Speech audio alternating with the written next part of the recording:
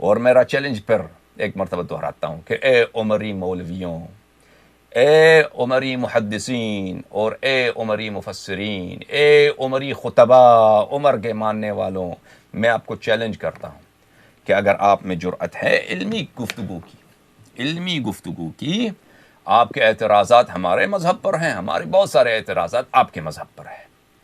اگر واقعاً چاہتے ہیں کہ اس امت کہ وحدت ہو، اس امت کو ایک طریقے پہ جمع کیا جائے، تو آئیے تحقیق کرتے ہیں کہ وہ تعصبات کو چھوڑ کر کہ صحیح راستہ کون سا ہے، صحیح راستہ جو خدا کا رضا اس میں ہے، اور اللہ کے رسول صلی اللہ علیہ وسلم کی رضا اس میں ہے، اور ہمارے نزدیک اہل بیت علیہ السلام کا رضا بھی اس میں ہے، تو اس کی تحقیق کرتے ہیں، تو واللہ ہم ثابت کر دیں گے کہ ہر مسئلے پر، چاہے وہ مسئلہ جزئی ہو یا وہ مسئلہ اہم ہو، اگر آپ کا اختلاف ہے اہل بیت علیہم السلام کے پیروکاروں سے جو اثنا عشری شیعہ ہیں،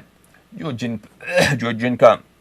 جمہور عقیدہ، جس مسائل پہ ان کے جمہور کا علماء کا عقیدہ ہے، اگر آپ کا ان سے اختلاف ہے تو آپ ہر مسئلے پر آپ باطل پہ، ہر اختلافی مسئلے پر آپ باطل پر ہیں، اور یہ مذہب حق پر ہے انشاءاللہ تبارک۔ اور اسی طرح میرا چیلنج ہے ان نامرد اور ان بزدل اور ان بغیرت علماء سے جو اپنے آپ کو شیعہ کہلاتے ہیں لیکن ان میں کوئی صحیح عقیدے والی بات نہیں ہے،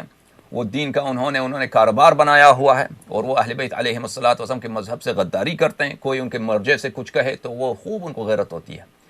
لیکن اہل بیت علیہم السلام کے چاہنے والوں کو ان کے پوری مذہب کی 37 سال سے ان کے منحوس انقلاب کی وجہ سے تکفیر ہو رہی ہے، یہ اس مذہب اس کا جواب نہیں دیتے، الٹا جو دفاع کرے اس کو یہ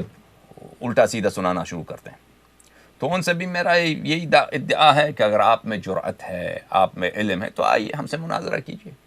ولایت فقیہ پر، انقلاب کی جواز پر، حکومت اسلامی قائم کرنا ممکن ہے اصلاً جب تک امام علیہ السلام تشریف نہیں لاتے، ان موضوعات پر آئیے ہم سے مناظرہ کیجیے، ہاں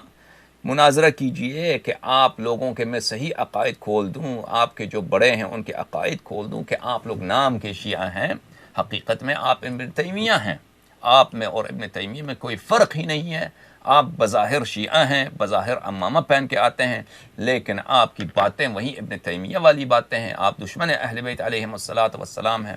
اور آپ کے اصلی عقائد آپ شیعہ عوام سے چھپاتے ہیں، آپ ابن عربی کے ماننے والے ہیں، آپ ابو بکر ابن عربی سے اپنے توحید، اپنا معاد اور اپنا عقائد اور اپنی معرفت لیتے ہیں، اور بنام شیعوں کے درمیان آ کر کہتے ہیں کہ آپ شیعہ ہیں۔ یہ باتیں انشاءاللہ تبارک و تعالی آپ کے بزرگان کے کتب سے اور آپ کے لیڈروں کے بیانات سے ہمارے پاس اتنی دلیلیں ہیں، خدا جانتا ہے کہ آپ کبھی جرأت نہیں کریں گے کہ ہم سے آپ گفتگو کریں یا آپ ہم سے استدلال کریں۔ الحمدللہ رب العالمین، خدا کا میں لاکھ لاکھ شکر ادا کرتا ہوں کہ خدا نے ہمیں شیعہ اہل بیت علیہم السلام، محب حیدر صفدر، منتظر امام ثانی عشر سلام اللہ علیہ قرار دیا ہے۔ اللہم صلی علی محمد و آل محمد۔